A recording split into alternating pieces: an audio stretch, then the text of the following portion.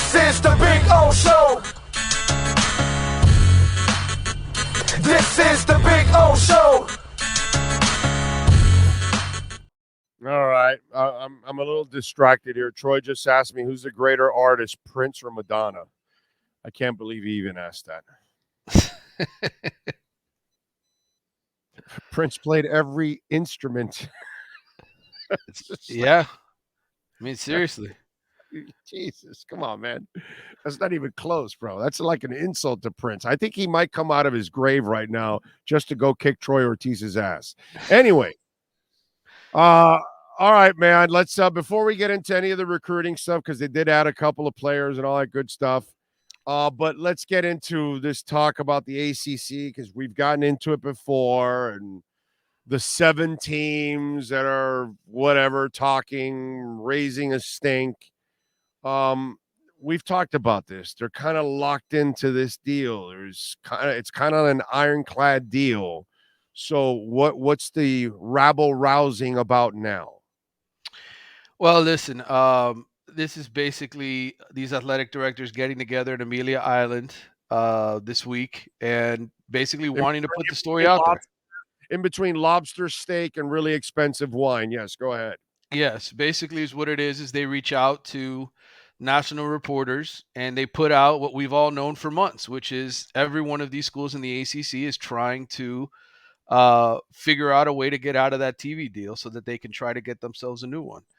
And Florida State and Clemson are leading the charge. Yes, the University of Miami is one of those 7 schools. But I heard about all of this stuff right before the Final Four when I checked in with my guys. And so this has been going on for months. Oh, this is nothing new. It's sort of coming to light because of these meetings that are taking place in Amelia Island. And these TV corporations are way too smart. Their lawyers are just absolutely elite. They're not going to let you out of a deal that they can make plenty of money off of. And if that deal's gotten to be a bad deal for you, well, guess what? That probably means it's a really good deal for the TV companies. So so what are we hearing? What's the deal here? It's just, is this all hot air? Well, I think it is because there's been a number of lawyers that have taken a look at this, and basically it's described as airtight, the way that it was originally drafted several years ago when the ACC network launched. So I think right now there's just a lot of frustrated school officials who didn't realize maybe what they were signing and the implications of it years later, that that there would be other conferences that are in a much better position to cash in, and that you'd have programs like Clemson and Florida State who wouldn't be happy with this deal. Those leaders at the time didn't have the foresight to make a good decision. They this thing has evolved so quickly over the years. I mean, remember when we started off with the Longhorn Network, right? Like that was one of the first ones. Texas having its own channel, that's long gone now, right? I mean, Texas going to the SEC. Really, what's happened is there's been a huge power shift in the SEC and Big Ten. Even though the Big Ten, to me, I mean, you look at the number of national championships. I mean, Michigan gets their ass handed to them by TCU in the playoff. Ohio State seems to lose every single year in the playoff. But they're in the right TV market. And there's a lot of people in the Midwest who like to watch those games. So those TV ratings shoot through the roof and they're valuable. So anyway, I just think a lot of this is hot air. A lot of this is driven by school administrators who want to see something happen. But the reality is ESPN has all the power in this. And if they decide to break up, let's say the ACC leaders decide, hey, we're going to tear this thing up. We're all going to agree. There's a vast majority here that agree we're going to tear this up. What's to stop Clemson and Florida State from leaving and the TV money for the remaining teams in the ACC dropping, right? The value for the, how valuable is the ACC without a Clemson and Florida State? They're an also-ran conference. I mean, you can't even really consider them a quote-unquote Power 5 anymore, right? So, to me, the whole thing is interesting. It's not a great conference as it is with them. Correct. Okay. Right. I mean, it's kind of barely hanging on to be the number 3 conference or the number 4 conference right now, right? It just depends on who's hot in the Big 12 year to year to year. So, I would think with Texas and Oklahoma leaving, that makes the ACC sort of the clear number 3, especially with USC and UCLA leaving the Pac-12. But there's going to be a huge gap in money, and they're just trying to figure out a way to do it. I don't know that there's a perfect answer. I think they just kind of have to. I think they're going to have to swallow it for a while. Is my opinion. Yeah. No, I know, and it ends when in 36 or something like that. 2036. Now I could see ESPN by the time we get to 2030, if there's a huge disparity where all of the best coaches in college football are simply coaching in the Big Ten and the SEC, because that's where all the money is, right? Where they have overwhelming amounts of money to pay assistant coaches, coordinators, all that kind of stuff, where there's a huge gap where maybe ESPN decides, well, our third best conference, we we want to do something with them to help them become more competitive. But really, what's the reason? They have the SEC. The SEC is going to be a 16-team conference. They own those rights. There's no motivation for them to help Florida State and Clemson out.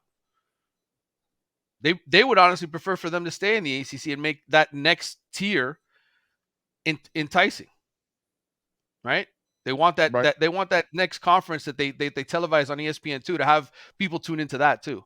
So yeah, but then again, if you're the SEC, if you have a chance to just be more powerful, you'll continue to be more powerful. I think it's all going to depend on how successful the Big Ten is, to be honest with you, because if the SEC and Big Ten are the two premier conferences, and every year we get to the college football playoff for the next 6 years, and the SEC, it's an all SEC championship, the Big Ten is losing in the quarterfinals or the semifinals, and they don't have any chance at winning, then the SEC is hands down the best conference. So what's the motivation at that point for ESPN to say, well, our second tier, the second one we own, right? Because the Big Ten is going to CBS and being split up over. What's the motivation for ESPN to say, well, we want to break up the ACC? There's no motivation. So that's where, to me, where it comes in is the Big Ten. Does the Big Ten need Clemson? Do they need Florida State? Do they need Miami in 3 to 4 years? Do they make that conscious decision? Hey, we want to steal these teams from the ACC to help our conference compete. That to me is the motivator. If you're Miami, you want to go to the SEC if you could, right? If you could, but I think in all honesty, I think Florida State and Miami are built for the Big Ten. And I know you're probably thinking, what the hell am I saying by that? Here's what I'm saying. The Big Ten, there's no state that they recruit talent from more than the state of Florida. I'm talking all these Midwest teams, they come into Florida. That's where they get the majority of their recruits. So it makes sense for them to have 2 teams in Florida, 2 teams in California to help them eventually as a conference reach the level where the SEC is. Wow. That's again, I don't think this is something we're going to deal with for years. And dude, it's only 20. I said 2030. I think we're about 6 years away. Before God, 7 years from now, and then can you even get out of it still at 30? And again, well, the price will be the price of the buyout will be down. There'll be a different level of desperation on the part of the Big Ten to help pay some of those exit fees. Right. There's going to be motivation to get things done by then, and by then is when the other TV contracts are up. By the way, too, the Pac-12 and some of the other conferences will be renewing by then as well. So it makes sense that this probably will get pushed until then. All right. Recruiting wise, they've got visits coming in. They've signed. They had a big weekend. Yeah. They had a big weekend this past weekend. A lot of 5-star kids that are committed elsewhere. Georgia kids, kids going to Alabama, things of that nature. Ohio State. It's a tradition at Miami that you kind of have a bunch of quote unquote unofficial visitors that somehow end up hanging out at Mario Cristobal's house for a pool party, and checking out South Florida and so forth, before the official visit period begins in June. So they had a big weekend. A lot of kids here. Up the barbecue there during the pool party. Fire up the barbecue. Entice them. Show them some of the NIL they could potentially be getting if they decide to come to Coral Gables. It's a fishing expedition for Mario. He has a bunch of fish in his pool and he's trying to reel them in from the pool. Please come to Miami. That's basically what it is. Okay. All right. Anybody that we should know or the fans should know that is? Well, there's a lot of good players. I mean, I could go over the list of names with you. The guys that I think Miami has the best shot at of all the 5 stars and 4 stars that they had on campus. I think David Stone, who is a defensive end at IMG Academy, is originally from Oklahoma. He's been here 3 times unofficially. I think they've got a really good shot at him. I would say Ricky Knight is a cornerback from North Palm Beach. He's sort of uncommitted right now. I know that they're competing with Florida and for him. Jalen Hayward, a local, he's actually from Rockledge. He's a safety who's been committed to Georgia for a while. He's another name to sort of know. I think that's the kind of kid that could end up staying in state and not going away to Georgia. And part of this too is how much do these other teams want them? I think usually if Georgia or Alabama really want you, odds are you're going to end up in their class. So I think part of this is, do they want him or not? And can Miami swoop in with enough of a deal to get him? Okay. All right. Good stuff. Follow him on Twitter, by the way, at Manny_Navarro. Catch his work there at The Athletic. Manny, as always, man, appreciate you big time, my man. We will catch up later on in the week, my friend. All right, brother. Talk soon. Take care. Got it. Don't forget, folks, 2511 South University Drive in Davie. Go see Brett, Jeff, all the great people out there. You can catch almost anything and everything with a Canes logo on it. Tell them that Big O sent you. I promise you they will take care of you. And if you don't even live in town or maybe you live too far away and you can't drive to Davie, go online at caneswear.com.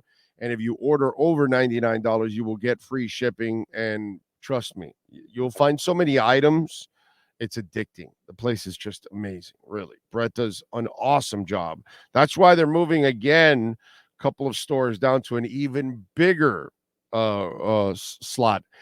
Listen, they've been a sponsor of ours for years, and they started in a warehouse, and from a warehouse, they have grown and grown and grown, and they continue to grow, and they've done an amazing job there at 2511 South University Drive in Davie.